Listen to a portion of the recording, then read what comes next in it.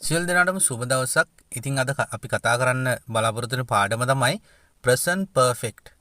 ඒ කියන්නේ ලා තියෙනවා, ලා ඉන්නවා කියලා. ලා શબ્දේ මූලික කරගෙන ඉංග්‍රීසි භාෂාවේ අදහස් ප්‍රකාශ කරන්නේ මෙන්න මේ present perfect අවස්ථාවෙන් තමයි අදහස් ප්‍රකාශ කරන්නේ. ඉතින් අපි බලමු මේ present perfect කොහොමද වාක්‍යයක යෙදෙන්නේ කියලා. පළවෙනියටම වාට තිරේ පේන්න තියෙනවා subject එක, ඊට පස්සේ දෙවෙනියට have has, තුන්වෙනුව PP verb, ඊට පස්සේ object වාට දැක බලා ගන්න පුළුවන්. දැන් අපි ඊළඟට උදාහරණයක් හදලා බලමු. ඇය ඇවිල්ලා ඉන්නවා. දැන් අපි මේක හදමු. right. ඇය කියන්නේ මොකක්ද? ඔයාලා දන්නෝ දැන්. ඉංග්‍රීසි වලින් ඇය කියන්නේ she.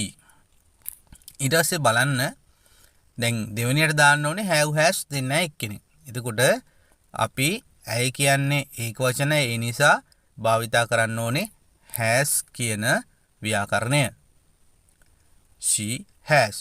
right. ඊට පස්සේ have has ගෙන් පස්සේ අපිට දාන්න ඕනේ අතීත කෘදාන්ත පදේ. ඒ කියන්නේ verb list එකේ තුන්වෙනියට තියෙන පදේ තමයි දාන්න ඕනේ. ඒ කියන්නේ ඇවිල්ලා එනවා කියන එකේ තුන්වෙනි එක. එතකොට come, came, come. ඔන්න අපි ඒ වාක්‍ය හැදුවා. ඇය ඇවිල්ලා ඉන්නවා. she has come. තව වාක්‍යයක් අපි බලමු. තව වාක්‍යයක් අපි නිර්මාණය කළා ඒ විදිහටම බලමු. මම ටයිප් කරනවා තාත්තා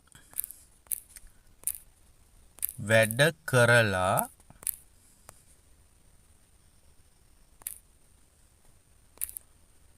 තියෙනවා.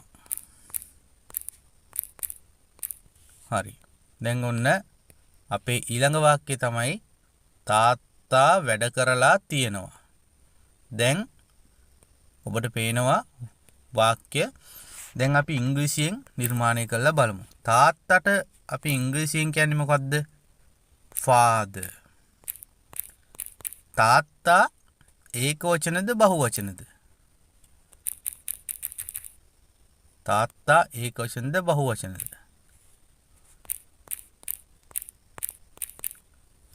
ඒක වචනය. එහෙනම් අපි දානවා has කියන එක. father has වැඩ කරලා තියෙනවා. වැඩ කරනවට කියනවා work කියලා. ඒකට ed දාපුවම ඒකේ pp verb එක හැදෙනවා. father has worked.